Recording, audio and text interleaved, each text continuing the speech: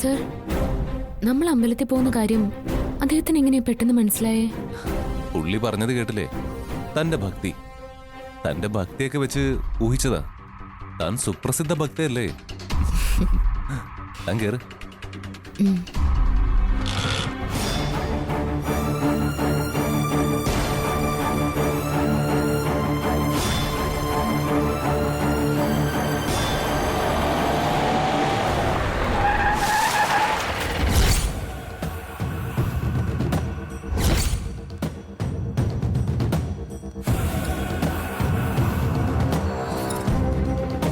അവരവിടുന്ന് നേരെ ഒരു അമ്പലത്തിലേക്കാ പോകുന്നത്. അമ്പലത്തിൽ നിന്ന് ഇറങ്ങിയിട്ട് മതി ആക്സിഡന്റ്. അവരെന്നെ ഇടയ്ക്ക് വെച്ച് കണ്ടു. ആ സ്ഥിതിക്ക് ചിലപ്പോൾ കൂടുതൽ ശ്രദ്ധിക്കാൻ സാധ്യതയുണ്ട്. ഞാനിനി കുറച്ച് അകലം വിട്ടേ വരുന്നുള്ളൂ. ശരി സാറേ. ശരി.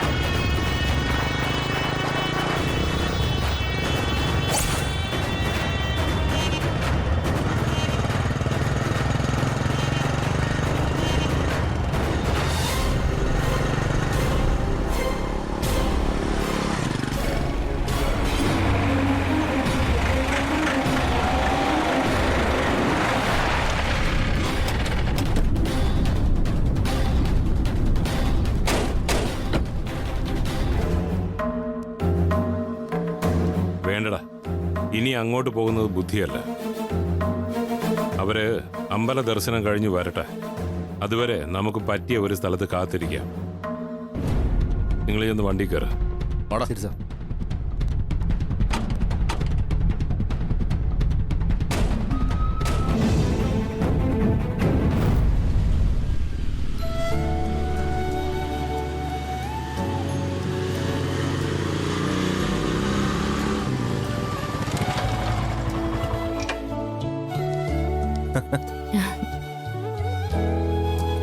വാ.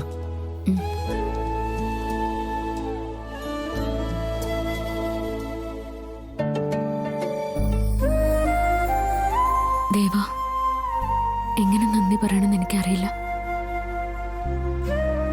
അഖിൽ സാർ എനിക്ക് തന്ന സ്നേഹമൊക്കെ ഒരു ഭാര്യയുടെ പൂർണ്ണ അധികാരത്തോടെ നാളെ മുതൽ ഞാൻ തിരിച്ചു കൊടുക്കാൻ പോവാ.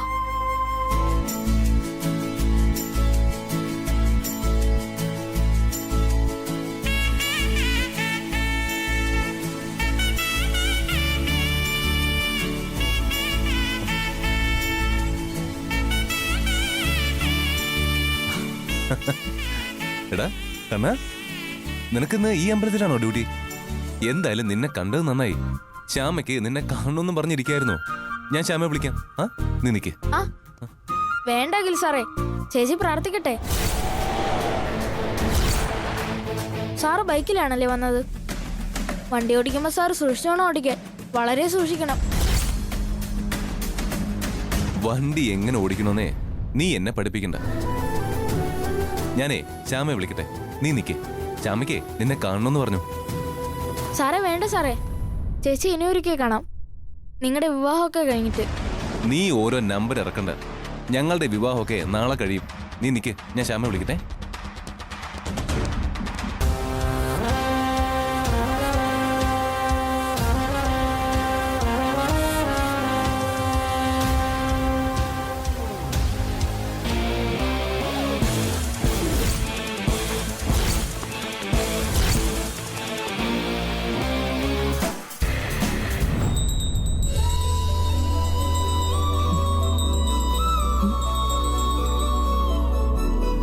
ഇതെവിടെ പോയി?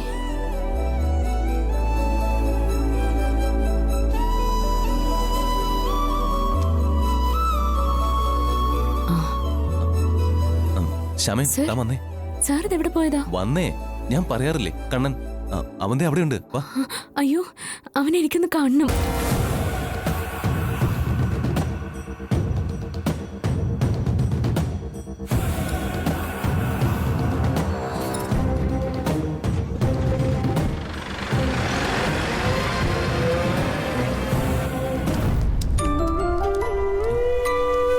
ഇതെവിടെ പോയി? ചേടാ, സാർ എവിടെ? അവൻ വീണ്ടും പറ്റിച്ചു. വണ്ടി ഓടിക്കുമ്പോ സൂക്ഷിച്ചൊക്കെ ഓടിക്കണമെന്ന് ഉപദേശിച്ചിട്ട് കക്ഷി അങ്ങ് പോയോ? കണ്ണാ, കണ്ണാ. ചേടാ, ഇതിവന്റെ സ്ഥിരം പരിപാടിയാണെന്നേ. കണ്ണാ,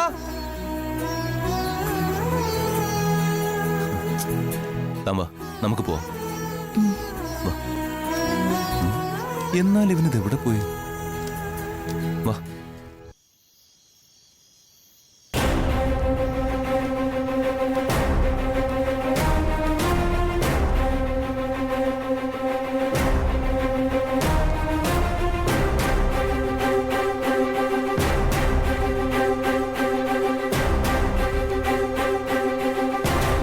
സാറേ, സമയം കുറേയായി. നമുക്ക് അമ്പലത്തിലേക്ക് ചെന്നാലോ?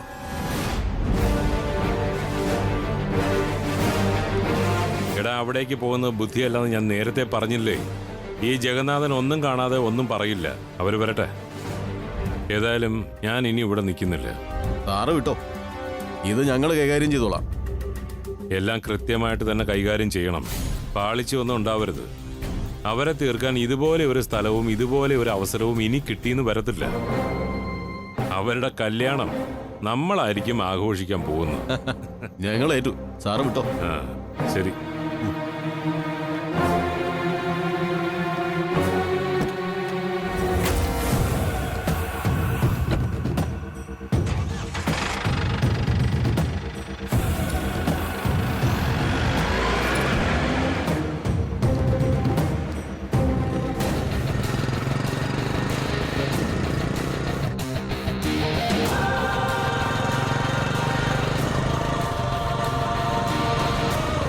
വരുന്നുണ്ടോ?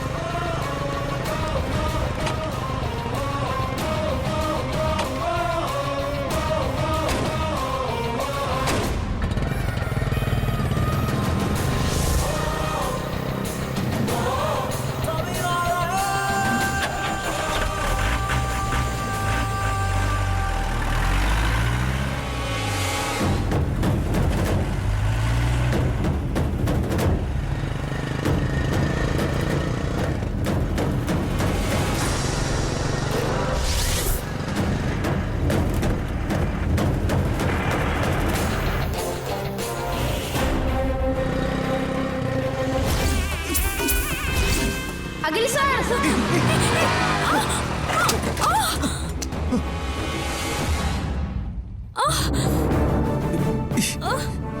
ശ്യാമേ, എഴുന്നേക്ക്. ശ്യാമേ, എന്തെങ്കിലും പറ്റിയോ? സാർ, ആ വാൻ മനഃപൂർവ്വം പോലെ. എന്താ സാർ? എന്താ?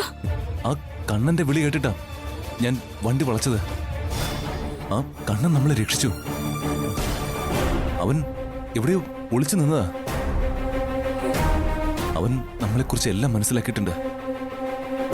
അവൻ ദൂരെ നിന്ന് വിളിച്ചു. അങ്ങനെ എനിക്ക് വണ്ടി വെട്ടിക്കാൻ തോന്നിയത്. പക്ഷെ ഞാനൊന്നും കേട്ടില്ലല്ലോ. അവൻ എവിടെയാ? എനിക്കും കാണണം. അവൻ എങ്ങോട്ടോ പോയി. നമുക്കവനെ കാണാം. ആ കണ്ണനെ ഞാൻ തന്റെ മുമ്പിൽ കൊണ്ടുവരും. സാർ എനിക്ക് എന്തോ പേടിയാവുന്നുണ്ട്. എനിക്ക് പക്ഷേ സന്തോഷാ തോന്നുന്നേ. സത്യം, ഇങ്ങനെയൊന്ന് സംഭവിച്ചതുകൊണ്ടല്ലേ നിന്നെ ഇങ്ങനെ ചേർത്ത് പിടിക്കാൻ പറ്റിയത്, നിന്നെ ആശ്വസിപ്പിക്കാൻ പറ്റിയത്. സാർ, സാറിന് വല്ലതും പറ്റിയോ? പറഞ്ഞില്ലേ, നമ്മള് രണ്ടുപേരും സേഫാ, ഒന്നും പറ്റിയില്ല. നിന്റെ കൃഷ്ണൻ നമ്മളെ രണ്ടുപേരെയും രക്ഷിച്ചു. ഞാൻ വല്ലാതെ സന്തോഷിച്ച ദിവസം ഇന്ന്. പക്ഷേ ഏയ്, എന്ത് പക്ഷേ? ഞാനിത് ഇപ്പോഴും സന്തോഷിക്കുക. നമ്മുടെ അടുപ്പം വല്ലാണ്ട് കൂടിയ ദിവസമാ. എന്നാലും ആ വാൻ എന്തിനാ നമ്മുടെ നേർക്ക് പാഞ്ഞു വന്നത്? ഏയ്, അതൊക്കെ യാദൃച്ഛികമായി സംഭവിച്ചതായിരിക്കും. സാർ, എന്താ ശ്യാമേ? സാർ, നമ്മൾ അമ്പലത്തിലേക്ക് പോകുമ്പോഴൊക്കെ നമ്മുടെ പുറകെ ആ വാൻ ഉണ്ടായിരുന്നോ? ഏയ്, ഉണ്ടായിരുന്നു. ഞാനത് വ്യക്തമായിട്ട് കണ്ടതാ. ഈ വാൻ ഉണ്ടായിരുന്നു. സാർ, ഇതിന് പിന്നിൽ എന്തോ ചതിയുണ്ട്. ജഗന്നാഥൻ അയാള് ചതിച്ചതാണോ? സാർ, സാർ നമുക്ക് പോവാം. എന്തായാലും ഒന്നും സംഭവിച്ചില്ലല്ലോ, അത് മതി. മാത്രല്ല, നാളെ നമ്മുടെ ജീവിതത്തിൽ ഏറ്റവും സന്തോഷമുള്ള കാര്യം നടക്കുക. നമുക്ക് പോവാം. ചടങ്ങൊക്കെ ഒന്ന് കഴിഞ്ഞോട്ടെ. അയാളെ ഞാനൊന്ന് കാണുന്നുണ്ട്. നമുക്ക് പോവാം. എന്തായാലും നടന്ന സംഭവങ്ങളൊന്നും ആരും അറിയിക്കണ്ട. ആ?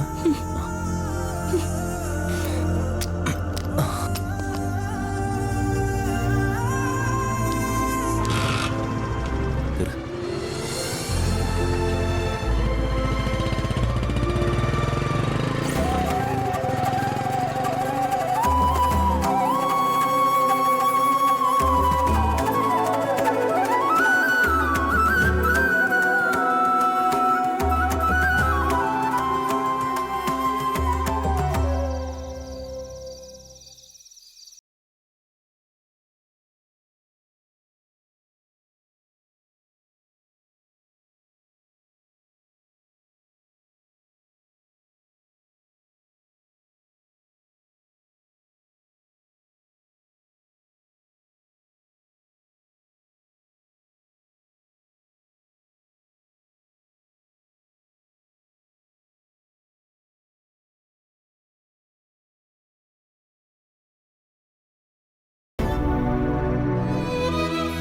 എന്നെ അങ്ങനെ തോൽപ്പിക്കാൻ ശ്യാമെ അനുവദിക്കാൻ പാടില്ല. എന്ത് ചെയ്യണം? ഒരു തീരുമാനത്തിലെത്താൻ പറ്റുന്നില്ലല്ലോ.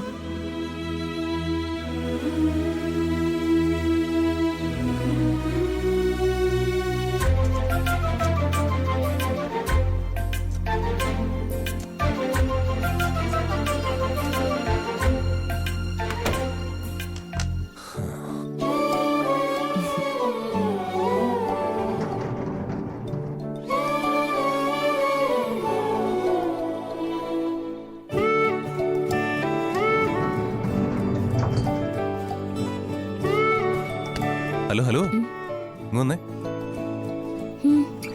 അല്ല, ഇത്ര ആത്മാർത്ഥമായിട്ടൊന്നും താഴെ വിരിക്കണമെന്നില്ല. നാളെ മുതലേ പ്രമോഷനാ. ദേ ഇവിടെ. ഒറ്റ ഇടി വെച്ച് തന്നോണ്ടല്ലോ. അയ്യോ, അത് ശരി. അഖിൽ സാറേ എന്നും പറഞ്ഞ് പേടിച്ചു ഒതുങ്ങി നിന്ന ആളാ ഇപ്പോ ഇടി വെച്ച് തരുമെന്ന്. ആഹാ, എന്നാ അതൊന്ന് കാണണമല്ലോ. സാർ, സാർ, സാർ, സാർ, നാളെ മുതൽ ഫുൾ സ്വാതന്ത്ര്യമല്ലേ? ഇടിയും പിച്ചും ഒക്കെ. സാർ, എന്നാ എന്നെ ഒന്ന് ഇടിച്ചേ. ഇടിച്ചേ, ഇടി. സാർ, ഞാൻ ചുമ്മാ അങ്ങ് പറഞ്ഞു പോയതാ. ഒരുമിച്ച് ജീവിക്കാനുള്ളൊരു സന്തോഷമില്ലേ? എനിക്ക് അഖിൽ സാർ എന്നും അഖിൽ സാറാ. ഊഫ്, അത് ശരി. ദേ, ഇന്ന് വരെ എന്നെ അഖിൽ സാർ എന്ന് വിളിച്ചത് ഞാൻ അങ്ങ് ക്ഷമിച്ചു. പക്ഷേ നാളെയും കേറി എന്നെ അഖിൽ സാർ എന്ന് വിളിച്ചാലുണ്ടല്ലോ എന്റെ സ്വഭാവം മാറും. പിന്നെ നാളെ ഞാൻ എന്ത് വിളിക്കണമെന്നാ? എന്ത് വിളിക്കും? ഐശ്വര്യ എടുത്ത് വിളിക്കുന്ന പോലെ പേര് വിളിക്കാം.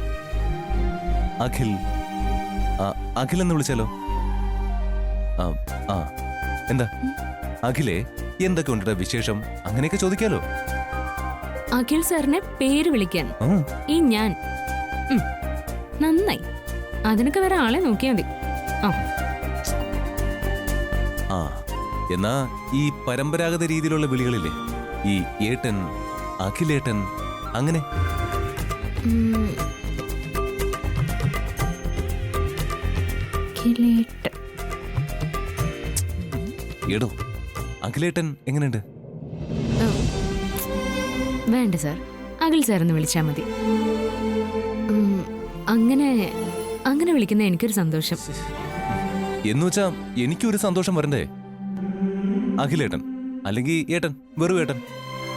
ആ, സ്വന്തം ഭാര്യ ഏട്ടന്നൊക്കെ വിളിക്കുന്ന കേൾക്കാൻ ഒരു ത്രില്ലല്ലേടോ? ഒന്ന് വിളിച്ചേ അഖിലേട്ടാന്ന്, അഖിലേട്ടാന്നൊന്ന് വിളിച്ചേ. ആ, ഞാൻ അത് ഞാൻ ഞാൻ ഞാൻ നാളെ വിളിച്ചോളാം. ഉം. നാളെ ചടങ്ങ് കഴിഞ്ഞിട്ട് ഒഫീഷ്യലായിട്ട് വിളിച്ചോ. ഇന്ന് ഇപ്പോ ഒരു ട്രയൽ വിളിച്ചേ പറ്റൂ. സാർ സാർ പ്ലീസ് സാർ, ഞാൻ പറയാം. ഞാൻ നാളെ ഉറപ്പായിട്ടും വിളിച്ചോളാം. ഒരു പ്ലീസും ഇല്ല. വിളിക്കാതെ രക്ഷപ്പെടാന്ന് വിചാരിക്കുക വേണ്ട. ഞാൻ 3 എണ്ണുന്നതിന് മുൻപേ വിളിച്ചിരിക്കണം. അയ്യോ സാർ, ഞാനൊന്ന് പറഞ്ഞോട്ടെ. ദേ, പറയുന്നത് അനുസരിച്ചാ മതി. സാർ സാർ സാർ ഞാൻ 1 സാർ ഒരു മിനിറ്റ്, ഞാനൊന്ന് പറഞ്ഞോട്ടെ. 2 സാർ സാർ നാളെ ഞാൻ ഉറപ്പായിട്ടും വിളിക്കാം. സാർ, 3 അഖിലേട്ടൻ.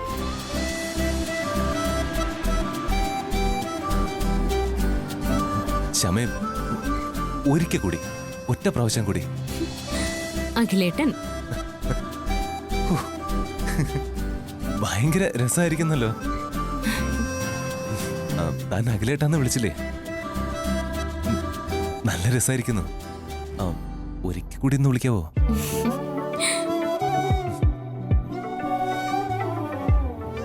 എനിക്കും എന്തോ ഒരു പ്രത്യേകത പോലെയൊക്കെ തോന്നുന്നുണ്ട്. സാറ് നിർബന്ധിച്ചില്ലെങ്കിലും ഞാൻ ചിലപ്പോ ഒരിക്കൽ കൂടി വിളിക്കുമായിരുന്നു. അപ്പോ നാളെ മുതൽ അഖിൽ സാർ ഔട്ട്, അഖിലേട്ടൻ ഇൻ. ശരി. നാളെ രാവിലെ ഉണരേണ്ടതാ. അതുകൊണ്ടേ നമുക്ക് 2 പേർക്കും കൂടി ഇവിടെ കിടക്കാം. നമ്മൾ 2 ഇവിടെ കിടക്കുന്നു. ആഹാ, അത് ശരി. സാറേ കട്ടിലിൽ പോയി കിടന്നാ മതി. എന്തായാലും നമ്മൾ നാളെ മുതൽ ഒരുമിച്ചല്ലേ? അപ്പോ എന്തുകൊണ്ട് ഇന്ന് മുതലേ ആയിക്കൂടാ? ഇന്നത്തേക്കും കൂടി ദേ അവിടെ മതി. വേവോളം കാക്കാവെങ്കിൽ 6 കാക്കാന്നൊരു പഴഞ്ചൊല്ലില്ലേ? പോ പോ പോ. എന്നാ ശരി, ഗുഡ് നൈറ്റ്.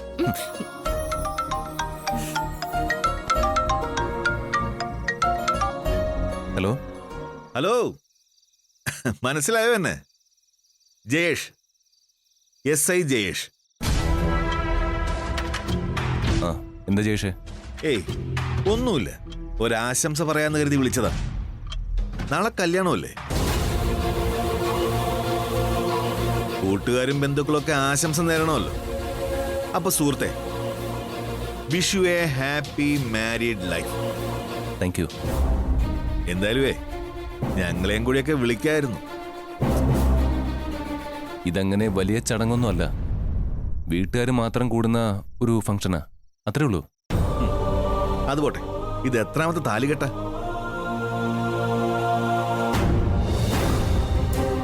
എണ്ണൊന്നും എടുത്തിട്ടില്ല ജയേഷേ.